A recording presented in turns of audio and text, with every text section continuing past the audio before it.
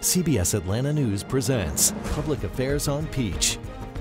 It has been 15 months since President Obama signed the historic health care bill into law, and Republicans have come through on their promise of lawsuits and heated rhetoric. 26 states so far, including Georgia, have all filed lawsuits saying the law is unconstitutional and the federal government cannot require Americans to buy health insurance.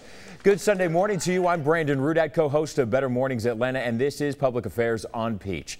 It was a month ago when a 3-judge panel right here in Atlanta heard arguments about the law at the 11th Circuit Court in downtown. And while they haven't issued a ruling, the judges questioned whether upholding the law would open the door to Congress adopting their sweeping mandates. Outside of that hearing, protesters stood outside and they argued. Critics say upholding the law opens the door for Congress to force you to buy anything. But those in favor say health insurance is different.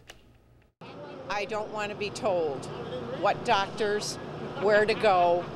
I want to make my own choice. Not anything to do with Republicans. This is to do with the American people and their right to decide whether or not they want to buy health insurance or not.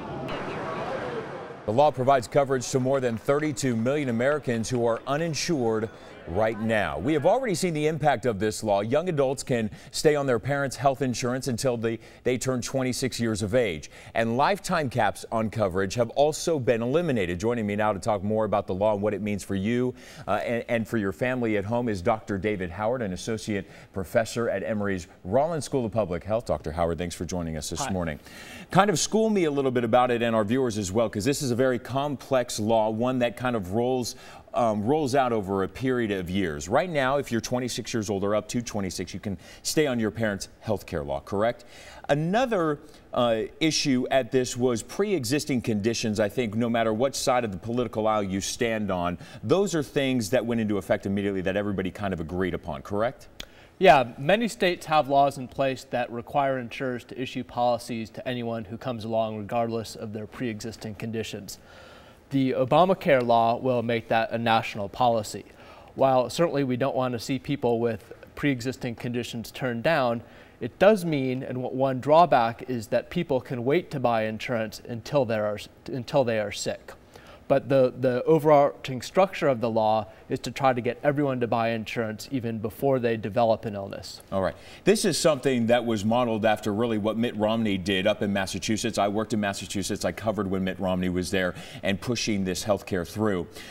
A big issue here is, what do small businesses do? A lot of small business owners out there saying really that they can't afford it. Would this new health care law, in essence, force these small business owners to provide some sort of health care for its employees? Businesses with fewer than 50 employees are not required, or they're exempted from many of the provisions of the law. The law does subsidize their purchase of health insurance, so they'd get money to help them afford the premiums. For businesses with more than 50 employees, then some of the requirements start to kick in. They would either have to pay a penalty or offer health insurance to their employees. And why are small businesses, those with 50 or less employees, are they not outraged by this? Are they not upset about this? Are they not concerned about this? Well, I can't speak for the small business community, but traditionally they've faced very high rates in what's called the small group market. So large employers get big discounts on health insurance premiums. Small employers have to pay higher premiums. Because the smaller businesses, right, I believe up to a certain amount of time that they're going to get 50% back from the federal government in what we would call a subsidy, correct? Right. Another goal of the law, though, is to try to bring healthier people into the insurance market. That means healthier individuals and healthier people who work for small businesses. And the hope is that will lower overall premiums, because right now what you pay for a premium depends on who else is in the market. And if only sicker people or firms with sicker workers are buying premiums, then the cost of that insurance is going to be higher. Okay, for the people who are watching us right now, they say, listen, I have a company. I work for, Meredith Corporation here at CBS. I'm provided health care insurance. I go to the hospital maybe once or twice a year. I go to the doctor for a few checkups a year. How does this affect me, or does it not?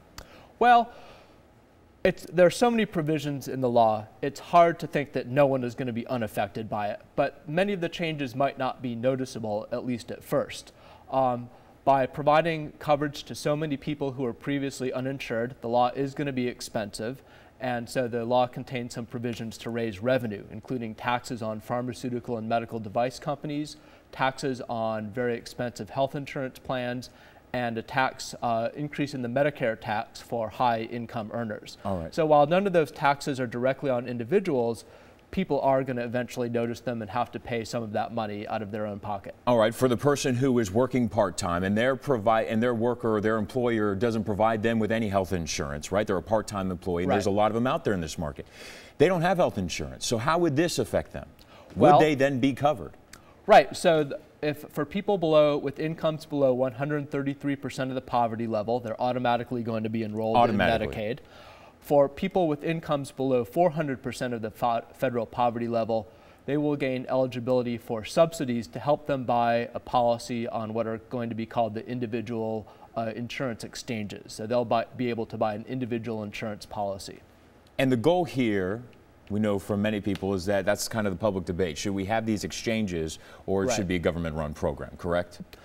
Right. I think that's been blown out a little out of proportion, though. The exchanges are going to be basically private insurers offering health insurance. They are going to be more of them, more to choose from than what's out there right now. Right. I mean, they are going to be subject to regulation, but it's not a government takeover of the insurance system. All right. So see, it's very complex law. Yes. It's a huge bill that passed. So I guess kind of we know as we go, and who knows if it'll end up getting repealed or parts of it will get repealed through that. So thank you for your information. I really appreciate it, Dr. David Howard. All right.